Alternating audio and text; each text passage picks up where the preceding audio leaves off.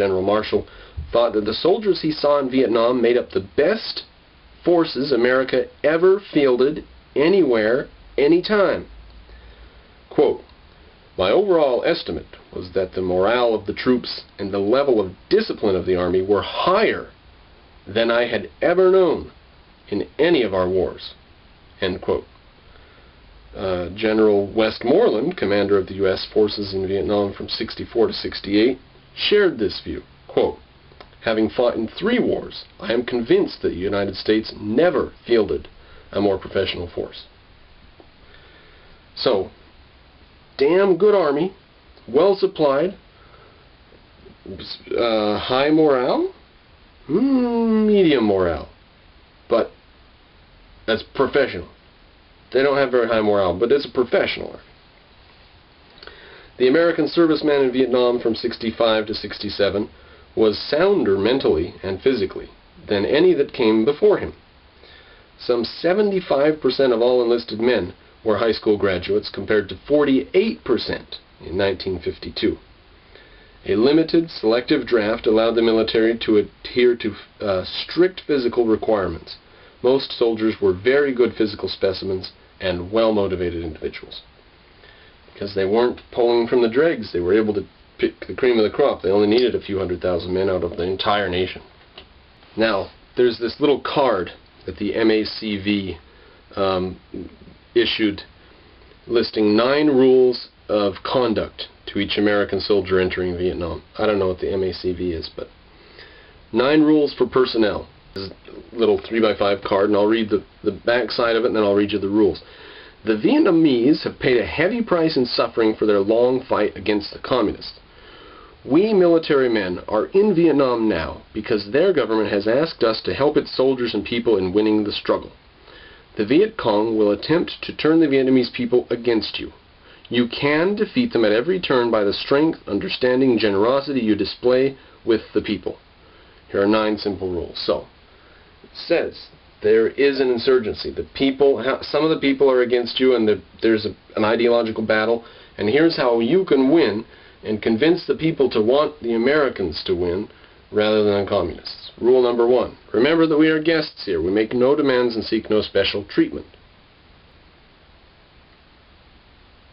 I don't know. That's weird.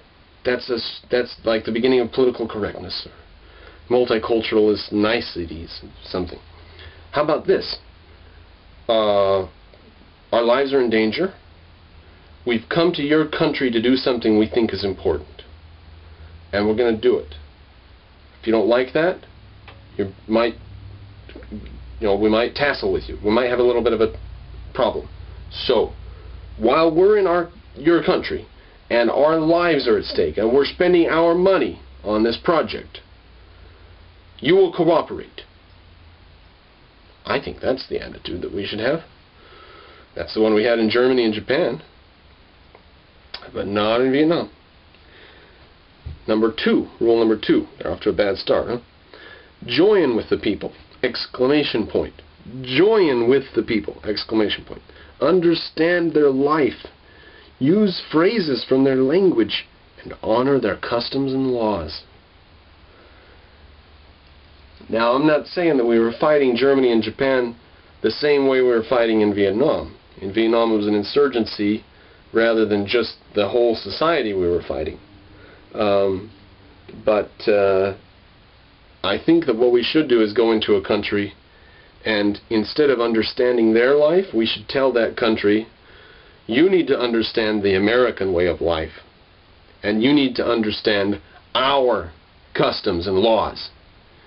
Because we haven't just come here for a picnic. We haven't just brought all these tanks and bullets so that we can learn about your type of flowers you wear on wedding days. We've come here to kill. And we've come here to do a job. And we need to finish it and go. That's the attitude. And listen up, you Vietnamese people. Here's how the law works. Okay? Here's how governance works. Here's how financial stuff works. Set down the goddamn law. Don't respect their customs and laws. We're not there to respect the Vietnamese customs and laws. We're there to stop communism. We're there to bring freedom. Rule number 2, they're off to a real bad start. Number 3, treat women with politeness and respect. I can't say anything about that. Number 4, make personal friends among the soldiers and common people. Personal friends among the soldiers and common people. This is a hell of a way to win an ideological battle. Hell of a way to win an ideological. Be friends. Make friends. Go have friends. Not just with the soldiers, but with the commoners. Be friends. Then they'll like us. Oh, brilliant. Maybe we don't want the Vietnamese to like us. Maybe the Vietnamese should have had the hell scared out of them. Instead of, we're here to be nice and we just want to give you freedom, maybe we should have said, if you don't fight really hard against the communists, you're going to be fighting against us next. So you better fight. You better not let your society collapse into communism, because you're going to face us next. And anybody who's involved with the communists will be shot. Something like that. That's the sort of attitude that you have to take if you want the place to end up civilized, like Germany and Japan. Not make friends. That's ridiculous. Always give the Vietnamese the right of way. Again, like I said, we go to their country, we're here far from home, we're spending our money, our time, we're risking our lives. Maybe the Vietnamese need to give us right away while we're here. And if they don't like it, if they don't like the Americans here doing that, they'd better throw in and help us. Help us win the war, instead of sending their son to the Viet Cong. I don't feel bad about saying that, look, you cannot drag military personnel into the court when their jeep hits a taxi cab in Baghdad. Okay? This guy is in the army. He's not just driving around in the streets of a free city. He's in the frickin' military, and his life is at risk. And he's putting it on the line every day. And to tell him to be nice and polite and give people the right of way is bizarre. We're here to do a job. We should get it done damn fast and leave. That should be the attitude. Not that we left Germany or Japan. I mean that we should get it done damn fast and leave in the sense of the combat situation.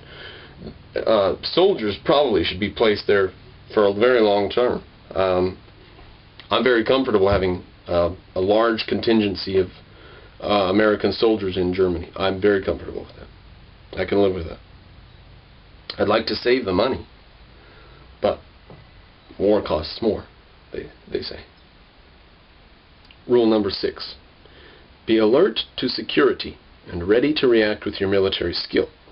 Now, that seems, I think what they're saying there is very possible that you'll be ambushed.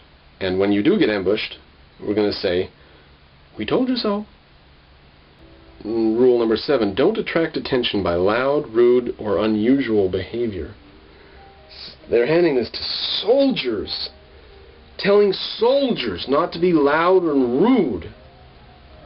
Look, boy, if you can't be loud and rude as a military soldier, maybe when you get off shift at the end of the night and go have a few beers or something, I don't know. That's ridiculous. Do you see what it was that stopped us from winning the war? In a certain sense, I do maintain that we won, but we did actually ultimately lose. And this is one part of it. These stupid little rules. Be nice. Give them the right of way. Make friends.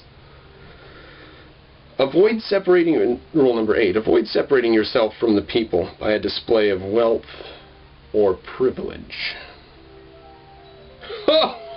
What? It's like the communists drafted these rules for us. Hand these out to the American men.